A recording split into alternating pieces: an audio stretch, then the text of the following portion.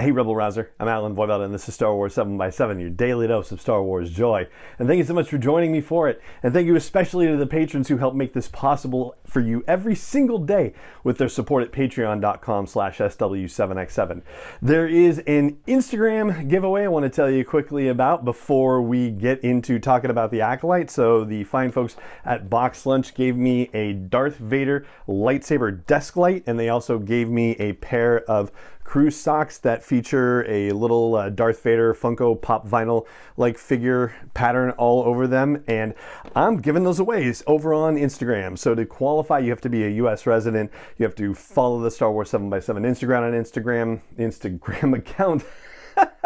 That's SW7x7 over there.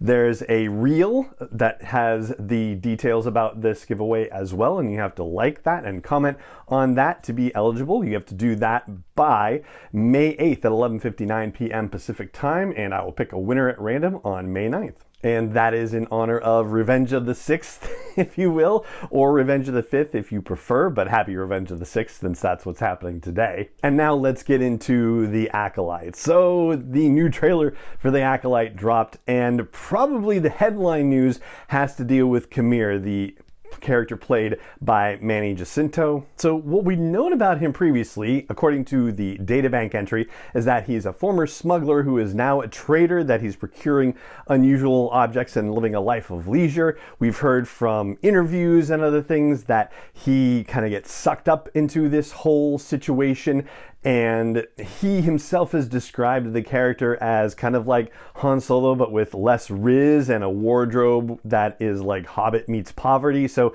nothing about him seems particularly dangerous per se. And yet, in this new trailer, he's talking with, it looks like it's spliced together with May, so it looks like he's talking to May, and he says that the Jedi justify their galactic dominance in the name of peace, but that peace is a lie.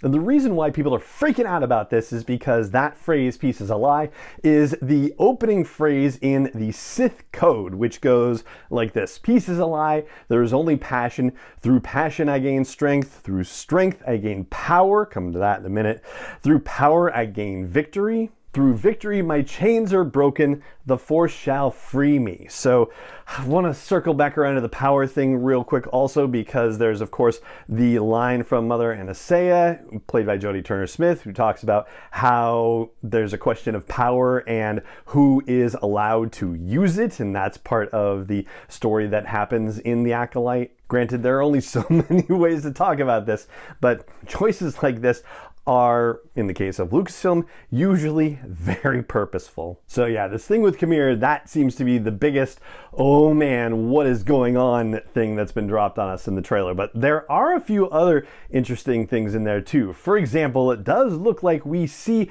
the moment where Jedi Master Sol recruits young May, if you will, to come into the Jedi Order, and we hear stuff about how, you know, she's the person that he trained and that he should be the one to bring her in the present day of the story. And it seems like the Jedi have an encounter with these Force witches that doesn't really go well. So there's a character who's described as a Padawan named Torben, and that's played by Dean Chapin Carpenter, who in one of the scenes, like, his eyes are normal and then suddenly they go black and he falls on his knees and his arm stretches out like he's suddenly in thrall to Mother Anastasia. And according to the Star Wars news story that accompanied the release of this trailer, he is the Padawan to Master Indara, Carrie-Anne Moss's character. However, according to the data bank, Torben is described as a Jedi Master on a particular outpost. So that seems like we're going to see Torben both in flashback and also in the present day of the story. And that perhaps he is one of the Jedi that's going to be hunted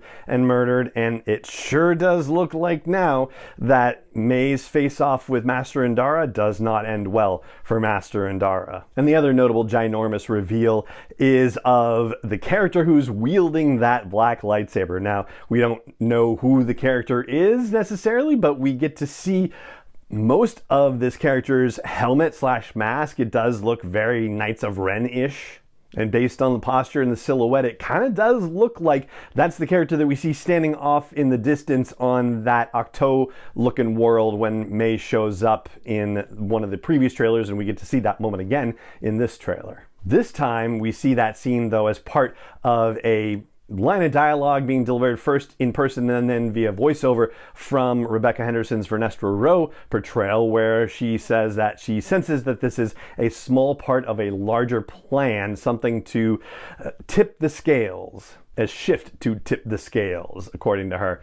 And it does kind of suggest that maybe this coven of Force witches and the Jedi are being manipulated into conflict with each other, and that there is a Sith behind the scenes with all of this, which does kind of bring back prequel trilogy ideas, right? With Palpatine orchestrating a conflict between the Republic and the Separatists, working as a shadowy force behind the scenes, and that's certainly how he's operating in The Phantom Menace as well. And Leslie Headland, who is the creator and showrunner for the series, has talked about how The Phantom Menace and Attack of the Clones, the whole prequel trilogy, were particularly influential on her, to say nothing of Expanded Universe, aka Legend stuff. And there was a time a few years ago when rumors first started percolating about her working on a Star Wars series that it might have something to do with Knights of the Old Republic, which ties us back to the whole Sith code thing, because that was invented for the Knights of the Republic video game back in 2003. And those are the main surface level things that are of note from the new Acolyte trailer that came out on Star Wars Day. There are certain deeper things that we could talk about as well, which we are most certainly going to do, but we're going to have to save that for another episode. In the meantime, that's going to do it for this one. If you enjoy the show, please tell more people about it. You can do that via social media or in real life. You can do that by training the algorithms to show it to more people through your likes and ratings and reviews and subscribes and joins and all that fun stuff. And you can also help support the creation and production of this daily dose of Star Wars joy. I hope you'll consider it. Check out patreon.com/SW7X7 to learn more. And it just remains for me to say thank you so much for joining me for this episode, as always. And may the Force be with you, wherever in the world you may be.